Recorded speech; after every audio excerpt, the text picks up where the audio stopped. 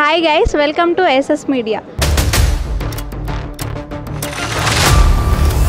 ఫిబ్రవరి 14 ప్రేమికుల రోజు. ప్రేమికులను ఎంతో అట్రాక్ట్ చేసే రోజు. అసలు ఎందుకు ఈ డేని ఇంత ఘనంగా జరుపుకుంటున్నారు లవర్స్ అని ఇప్పుడు తెలుసుకుందాం. హాయ్ తాతయ్య. హాయ్. వ్యాలంటైన్స్ డే అంటే ఏంటి, ఎందుకు జరుపుకుంటారు? మంచిగా అడిగినావు బిడ్డ. అసలు వాలెంట్ డే అంటే అర్థం తెలుసా ఈ యూత్కు? ప్రేమికుల రోజు. ప్రేమ ఎక్కడన్నది కొద్దిగా చూపించాలి నాకు. వాసన చూస్తా అంత attraction. Not the love, only attraction, ఆకర్షణ. నాకు తెలిసి ప్రేమ అన్నది ఒక అబ్బాయి కానీ ఒక అమ్మాయి కానీ ధైర్యం చేసి పారిపోయింది అనుకోండి, అమ్మాయి ఇంట్లోనో అబ్బాయి ఇంట్లోనో అమ్మనో నాన్ననో ఉరేసుకొని ప్రెస్టేజ్కి వచ్చానని సస్తే నీ ప్రాణం పోసిన వాళ్ళు లేవరు. అది waste. Love marriage the waste, arrange marriage the best దేనికైనా. నెక్స్ట్ మనది కానీ ఈ కల్చర్ని మనం సెలబ్రేట్ చేసుకోవడం కరెక్ట్ అంటారా? నెవర్. అందుకే అంటలేనా, ఆ కల్చరే మనది కాదు. ప్రేమించు వద్దని నేనన్నా. ధైర్యం ఉంటే ధైర్యంగా పెద్దలను ఒప్పించి పెళ్లి చేసుకో. నీకు సపోర్ట్ ఉంటారు. రిలేషన్స్ కానీ బంధువులు కానీ స్నేహితులు కానీ కులపు వాళ్ళు కానీ నిన్ను ఎంకరేజ్ చేస్తారు. డబ్బుతోటైనా మాటతోటైనా ఇట్లా బతకాలి నాయన అని చెప్తారు.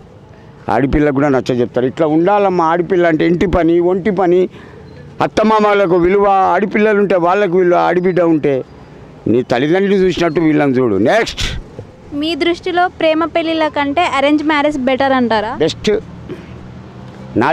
ప్రేమించి పెళ్లి చేసుకుంటున్న వాళ్ళు కలిసి ఉంటున్నారు కదా, మరి వాళ్ళ గురించి ఏమంటారు? ఇవాడైన వాళ్ళని ఎంతమంది ఉంచాలి ఇక్కడ? అలాగే కలిసి కూడా ఉంటున్నారు కదా. ఇవాళ ఈ డేట్ కదా, వచ్చే నెల నాకు ఇక్కడ కలు ఇదే డేట్ నాడు ఒక పాప ఉంది. నా కూతురులా నాకు కూడా ఒక కూతురు ఉంది. ఆమె ఏం చేస్తుందంటే ఒక నెల ఒకరితో తిరుగుతుంది, ఒక నెల గ్యాప్ ఇస్తుంది, వీడికి రాదు. మళ్ళీ థర్డ్ మంత్ ఇంకో అబ్బాయితో వస్తుంది. నా కళ్ళారా చూసిన.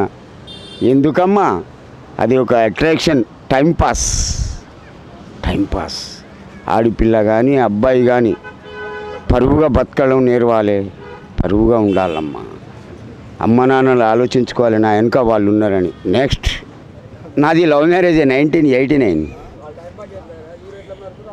ఇప్పటికీ నా భార్య నా కోసం ఇంటి బయట ఎదురు చూస్తుంది.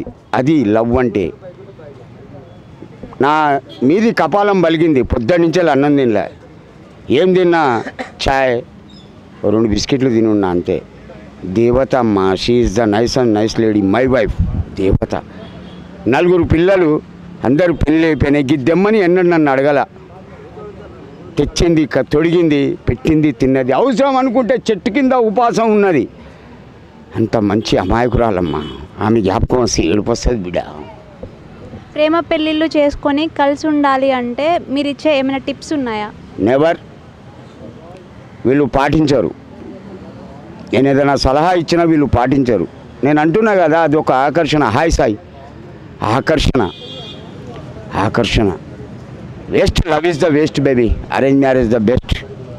దయచేసి ప్రేమలో పోవద్దు. ప్రేమ అన్నది అది ఒక కంప. ఇంకొక మాట అమ్మ, ఇంతమందిని చూస్తున్నాను మీరు, అది ఒక్కరిని చూస్తేనే అట్రాక్షన్ అవుతుంది. ఎన్నో మొఖాలు చూస్తాం మనం. నా భార్య పేషెంట్ అని తెలిసి కూడా నేను పెళ్లి చేసుకున్నా అమ్మా. పేషెంట్ అని తెలిసి కూడా ఆమెకు పేపడ అంటే దొబ్బా సర్జరీ అయ్యి 32 కుట్లు పడ్డాయి, ఎద నుండి బొక్క వరకు. 8 సంవత్సరాలు నేను ఇప్పటి వరకు నా భార్య మీద ఇట్లా చెయ్యాల.